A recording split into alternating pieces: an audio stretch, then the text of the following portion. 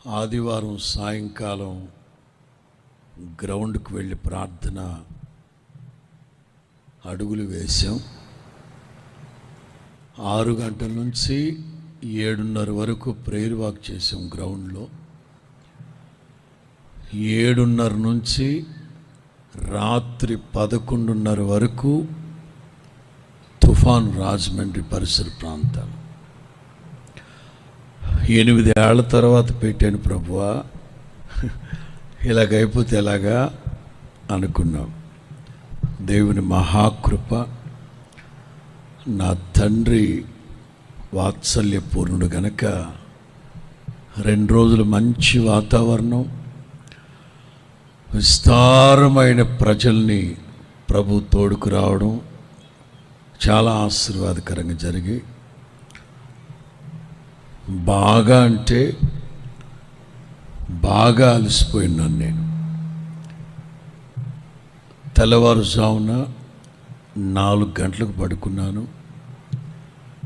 7 గంటలకంతా coffee తాగి ready అయ్యి విజయవాడకు వచ్చాను. నా మనసులో 1 గంటకు అనుకున్నాను ఫ్లైటు విజయవాడ టు కర్నూలు, కానీ అది 4 గంటలకని తర్వాత తెలిసింది.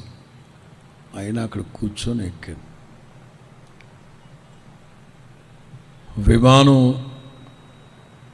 దాదాపు కర్నూలు దగ్గరలో ఒక 1/2 గంటలో దిగుద్దనంగా భయంకరమైన కుదుపు విమానంలో వాళ్ళందరూ కేకలంటే కేకలు. అంతకు మించి విమానం దిగుతుంది. ఐ థింక్ ఇంత ఎత్తు, ఎయిర్పోర్ట్లో 100 అడుగులు ఎత్తుకొచ్చేసింది దిగడానికి. ఏమైందో తెలియదు కానీ మళ్ళీ నెట్ట నిలువుగా పైకి లేపి బలవంతంగా పైకి తీసుకెళ్ళాడు. అరగంటకు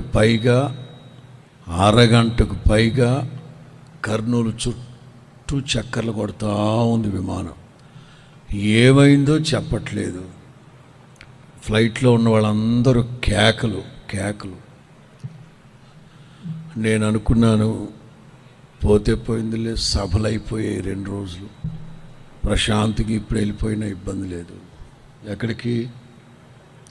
ప్రభు దగ్గరికి అని అనుకున్నాను. మీలో ఎవరో బలంగా ప్రార్థన చేసినట్టున్నారు. క్షేమంగా దిగింది అరగంట తర్వాత.